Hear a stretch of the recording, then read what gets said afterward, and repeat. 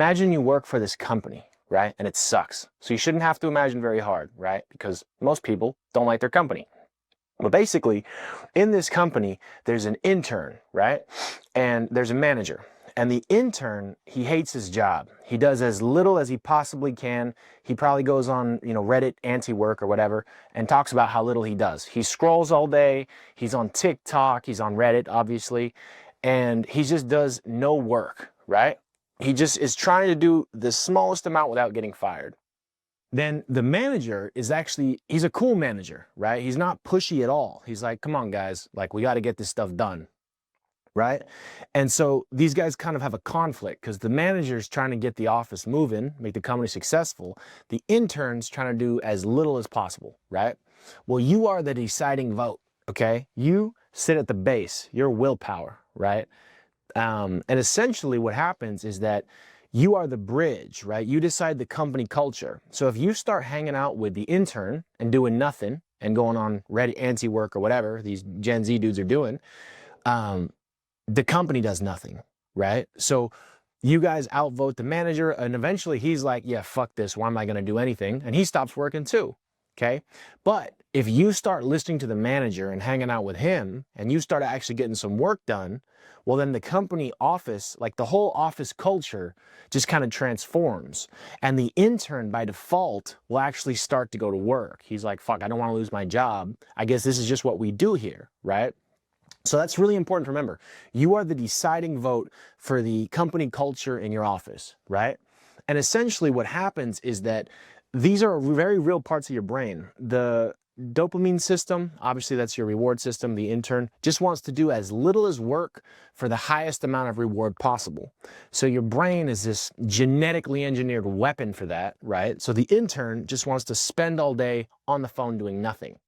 Now, the ACC, the anterior cingulate cortex, this is the part of your brain that actually lights up when you're faced with a decision. Should I do this hard thing or should I jack off, right? Now, the ACC is your manager, and the manager, he actually gets more buff and more powerful and more successful the more that he actually goes to work and you listen to him, right? So this part of your brain, the ACC, is small in obese people, and it's big in athletes. It's probably fucking watermelon in David Goggins. Every time you do something you don't feel like doing, you're listening to the manager, he's running the show, and he gets stronger, he gets more successful, right? He gets a raise in this example. So think of it like this. When you listen to the manager and he decides the company culture, he gets powerful, respected, and buff. I drew him with muscles here. But when you don't listen to the manager, when you guys walk all over him, you're like, yeah, fuck that, we're not doing shit. The manager gets weak and fat and he's not respected. And he's like, come on, guys, like, come on. Dude, we've all had that manager that sucks like that, right? And however your manager is behaving, however the manager goes about his life, that's how the whole company ends up, right? He's actually kind of in charge of your life. And so what happens is the more buff and the more successful your manager, the easier it is for the company to succeed in the future, right? So like, let's say you're not doing shit and you never do shit, and then you're faced with this challenge where you want to do something difficult, right? Well, your manager is weak because you've made him that way. And so there's a lot of friction in between you and that thing you want to do. And the friction is decided by willpower, right? So the more friction there is, the more willpower it costs to bridge that gap. The stronger your manager is, the more buff he is, the more money he's made, the less willpower it is to do something hard because he's just like, nah, bro, this is what we do here. He's a good ass manager. Which brings us to the next point about willpower. So willpower is this finite resource, right? Think of it like units in a cup. Like you get 100 every day. And every single decision you make costs you a little bit of willpower. This is why people like Mark Zuckerberg and Steve Jobs, they wear the exact same thing every single day. It's not because they're autistic, even though Mark Zuckerberg probably. It's because they're conserving their willpower. They want to spend it on what actually matters the most, which is these huge decisions for these, billion-dollar corporations, right? And so willpower being this finite resource was actually discovered in this crazy study where they studied judges who were looking at prisoners who were trying to get on parole. So they found out prisoners in the morning, very first thing, had a 65% chance of getting granted parole. And very lasting in the day, if they were like the last slot, they had a 10% chance of getting granted parole. And what they found is that as the judge's day went on, their willpower went less and less and less, right? It got drained because they're spending all of it, examining these cases. Should I send this prisoner to prison or let him out in the world?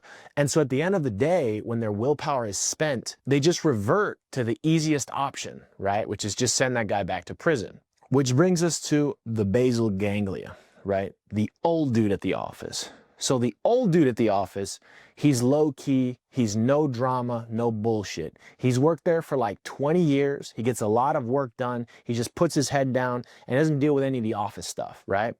See, but the old dude, he hates change, okay? So he sees you guys arguing up here. You're fighting with the intern and the manager and the willpower guy. And he's like, fuck all that noise. I don't care about that. You guys come to me when you make a decision, right? I don't want to deal with all this change and, changing it up every single day. When you guys come to a decision, then I'll go do that work. So your basal ganglia is the part of your brain responsible for habits. Basically, when you start doing something new and something hard, it costs you willpower every single day to try to do it, right? And the bigger your ACC, the less willpower it costs you, but it still costs you that willpower.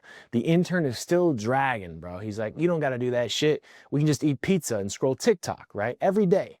But eventually, after 21 days, when those neural networks are actually developed really well, the old dude is like, all right, I guess this is what we're doing, right? If you're trying to make a new habit every day, you stick with it for 3 days and it doesn't work, the old dude's not with all that shit. But if you do it for 3 weeks, a month for sure, the old dude is like, all right, this is what we're doing.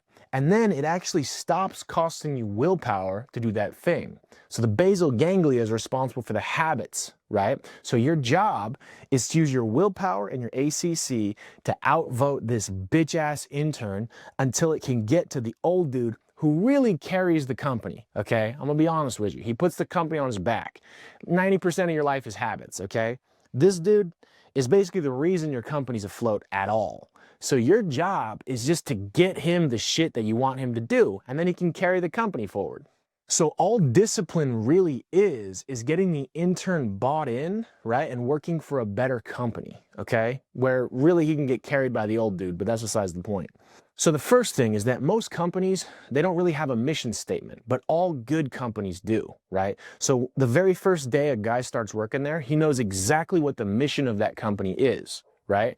Like when I bought this whiteboard, they actually had it on there. They said, our mission has always been to help people explain their ideas simply. And I was like, that's cool. So everyone who works at this whiteboard company, they know exactly why they're there, what they're doing, what the mission of this company is, right?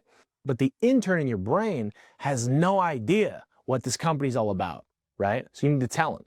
So number one is write down your goals extremely, unbelievably simply and concise. What is it you actually want to accomplish? Seriously, do it right now.